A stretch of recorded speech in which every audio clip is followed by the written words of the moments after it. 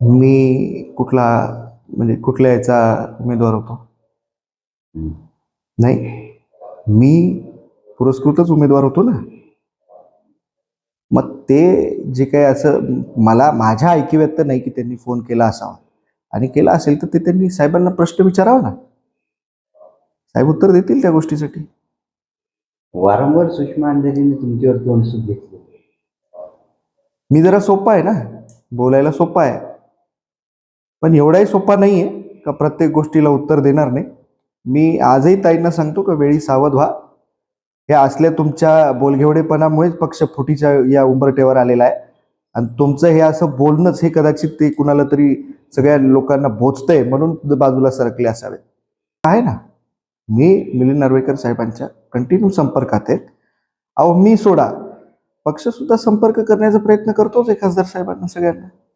आता शेवटी त्यांनी का बरं हा निर्णय घेतला, म्हणजे आजही आता बरेचशे लोकांनी आमच्यावरती सुद्धा टीका केली का पैशासाठी वगैरे हे इकडे तिकडे गेले. म्हणजे आज आपणही आता आमच्या आष्टीच्या निवासस्थानी या ठिकाणी उभा आहात. अहो काही एक आवश्यकता नाही आम्हाला पैशांची. हा निर्णय का बरं साहेबांनी घेतलाय हे आम्हाला सुद्धा कुतूहल आहे, कशासाठी हा घेतलाय ते आपल्याला फार स्पष्टपणे सांगू शकतील.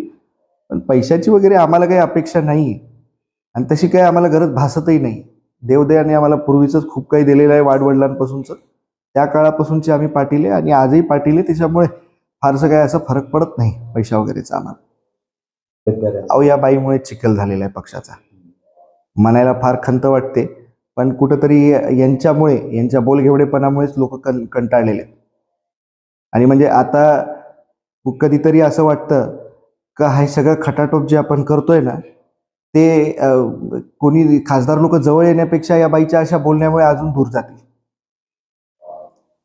म्हणजे कुठंतरी पक्ष त्यांना जवळ आणण्याचा प्रयत्न जरी करत असेल ना, तर हिचे हे इंटरव्ह्यू किंवा ह्यांचे हे जे काही यांनी पोस्ट टाकलेत ना, ते सगळं पाहून अजून दुरावतील, आणि नक्कीच दुरावतील. या ताईंमुळे ना उलट अजून या सगळ्या गोष्टीमध्ये त्रेधा तिरपीट उडणार आहे पक्षाची. एबीपी माझा, उघडा डोळे बघा नीट.